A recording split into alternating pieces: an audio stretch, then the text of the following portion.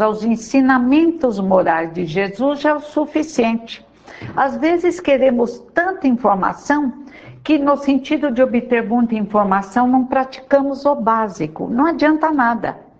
Sempre nos perdemos. É como uma criança que numa loja de brinquedos se perde, não sabe o que vai escolher. Então vamos começar pelo básico: amar a Deus sobre todas as coisas e ao próximo como a si mesmo. Uma leitura diária do Evangelho, um trecho e uma reflexão. O Evangelho no lar é o comparecimento à casa espírita, uma fortificação de mentes enxertadas pelo plano espiritual. E começando a compreender o Evangelho de Jesus e praticando as pequenas coisas, chegaremos a um desenvolvimento maior. Mas eu tenho observado agora, Heloísa, por exemplo, o Evangelho de Judas, que Judas tenha reencarnado como missionário, nós não entendemos como Deus tenha permitido de criar um espírito para o mal. Não é? É lógico, de forma... E também nós nem podemos analisar bem Judas, né? Porque talvez existe uma hipótese de que ele tentasse impulsionar Jesus à libertação do seu povo. Talvez. E mais de 2000 anos, Judas já está em melhores condições do que nós. Sem dúvida. E se nós nos analisarmos, nos enxergarmos em 100 anos, 200 anos atrás, verificaremos que fomos até piores do que Judas. Porque Jesus disse que onde existe um irmão sofredor, ele está aí. O respeito que nós devemos a todos os necessitados da terra nos faz homenagear Jesus.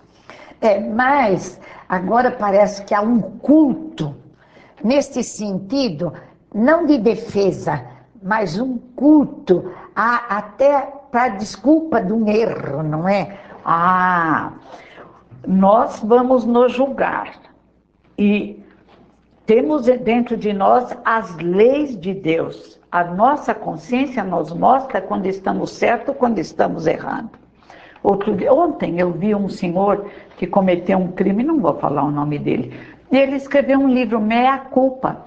Ele diz que desde que ele abandonou a mulher e os filhos, ele perdeu o sossego. E desde que ele cometeu o crime e matou a amante, a mulher que vivia com ele, aí acabou a vida dele. Se matou a si próprio.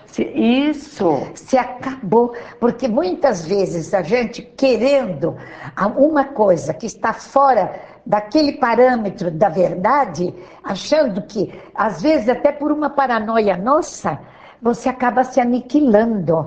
E nós podemos justificar isto no sentido daquilo que nos ensina a doutrina espírita, que Judas amava Jesus. Amava. Mas amava da maneira como... Da maneira dele. Ele queria vitória na horizontal. A maneira, ele queria o poder. Porque, sendo o poder para o mestre, talvez sobrasse um ministério para ele. Nós fazemos muito isso também, não é, Heloísa? Sem nem perceber, nós fazemos trocas. Claro, são as trocas. Se aquele estiver muito bem, até, por exemplo, na política, vai sobrar alguma coisa para nós que o elegemos. Não é? É por isso que nós dizemos, nós precisamos de uma bancada espírita. Claro, quando eu pedir um favor, vou pedir a ele. Não é? Porque aí eu peço um favor a ele e ele me ajuda. Não que eu mereça, mas eu sou espírita, não é? Você está certo. E aí ele acabou com toda a possibilidade de vitória matando o mestre. Aí ele ficou desesperado, coitado. Ele perdeu aquele que podia ajudá-lo, não é? O Evangelho segundo o Espiritismo pode dar-nos parâmetros para estudar a doutrina, estudá-la. O Evangelho segundo o Espiritismo é claro que traz os princípios doutrinários, mas precisamos também ler os livros básicos de Kardec para entender melhor sobre o perispírito, o nosso corpo energético, a reencarnação, como podemos utilizar o sonho, o poder mental, o filho difícil, a família. Então, há uma dilatação através do auxílio da equipe do Espírito da Verdade, no Livro dos Espíritos, no Livro dos Médiuns, que é belíssimo, muito interessante, que traz a história de manifestações, como os espíritos se comunicam, a utilização do ectoplasma e o céu e o inferno, que traz testemunhos lindos. Então a doutrina é tão linda, são assuntos que interessam, e mesmo quem não é espírita, por curiosidade, devia ler. E depois verifica se aquilo responde ou não às suas dúvidas, às suas perguntas. E nunca a humanidade precisou tanto do Evangelho de Jesus. Nossa, nunca houve um número tão grande de deprimidos. A depressão impera.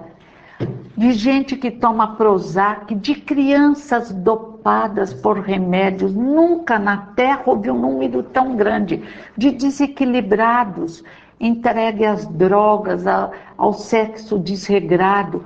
Nunca houve tanta necessidade e dor. E antigamente, por exemplo, hoje se fala muito na criança imperativa, não é? Você às vezes é só mal educado. É, isso que eu ia dizer. Antigamente tinha disciplina para o imperativo. Acabou. Hoje tem a liberdade. Então, hoje os pais não querem ser pais, querem ficar amiguinhos. Amiguinhos. Não pode, tem que ter um pai e uma mãe. Não é? E com amiguinho a gente briga. Briga, xinga, e os pais acham graça. Então o Evangelho realmente é muito atual, não é? Tem aqueles itens lindos, a ingratidão dos filhos e os laços de família, que fala bem sobre os filhos ingratos, que discutem, que brigam com os pais, que aparecem nas propagandas como heróis, nas novelas. Há que lermos com atenção, com olhos de ver e aplicar em casa. Disciplina, limites, amor, mas amor que prepara para a vida. Os filhos não são nossos, né, Nena? Seria tão bom que nós pudéssemos, desde cedo, incluir nas escolas um livro com padrões. Poderia até não ter um padrão que se exigisse ser dos padrões espíritas, um padrão religioso, escolhido, mas que pudesse disciplinar e falar para as crianças sobre a vida e sobre a morte, não é? Nossa, mas olha, bastaria pegar até um livro que não tem religião comum, experiências psíquicas além da cortina de ferro. E lá diz, o indivíduo que pensa bem faz o seu corpo energético se transformar numa fonte luminosa. Evita doenças, fica mais forte, pensa melhor, é mais inteligente. Esse livro podia ser levado nas escolas, para os jovens entenderem que as drogas, que o agir errado faz esse corpo de luzes se tornar um corpo de sombras que provoca doenças no corpo físico, ou como diz Kardec, dando as mãos à parapsicologia. No perispírito encontramos a chave das doenças. Para ser saudável é preciso pensar bem, irradiar o corpo energético. Heloísa, chegamos ao fim do nosso programa, mas nós contamos com você em próximos dias para conversarmos mais. Uma conversa, um bate-papo, porque Heloísa não pode guardar esses tesouros de conhecimento que adquiriu com seu pai. Vida Além da Vida estará com vocês a próxima semana, se Deus quiser.